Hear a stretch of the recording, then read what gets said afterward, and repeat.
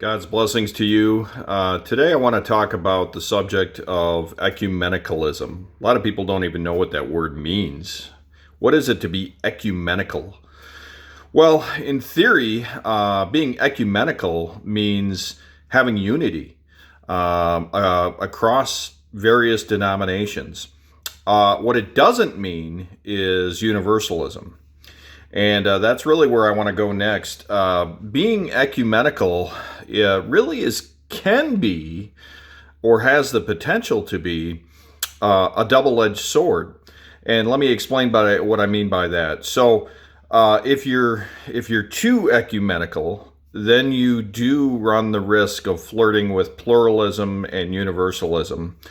And if you're not ecumenical enough, then you run the result of being closed off to other Christians.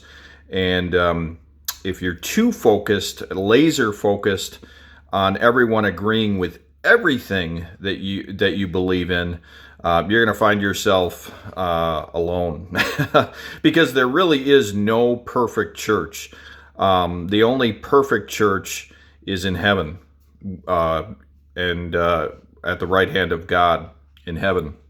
But from an earthly and temporal perspective, there is no perfect church. You'll find people who will go from congregation to congregation to congregation, but it's a lot like house hunting. You're never going to find a church that agrees with every single conviction that you have. For instance, me in my own walk, I'm Reformed. I'm a staunch believer in the doctrines of grace. I'm a strong 5-point Calvinist, and I do belong to a Reformed church, but I don't believe in everything that our church teaches, and that's so. But that's not enough to make me want to change congregations. I think you really have to discern what, as far as ecumenicalism is concerned, what are the non-negotiables. And from that regard, in that respect, the non-negotiables are the primary doctrines: the doctrine of the Trinity, the doctrine of the doctrine of God, the doctrine of salvation, and the gospel.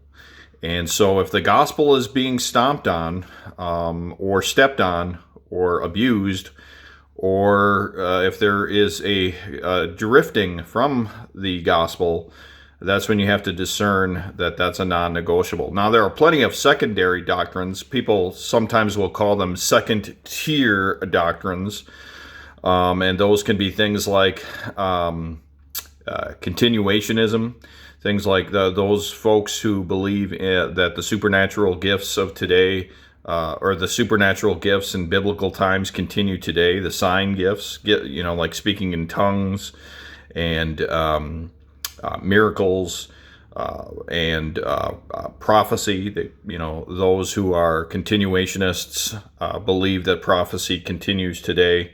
Those are things that are secondary doctrines that, in my humble opinion, are negotiable.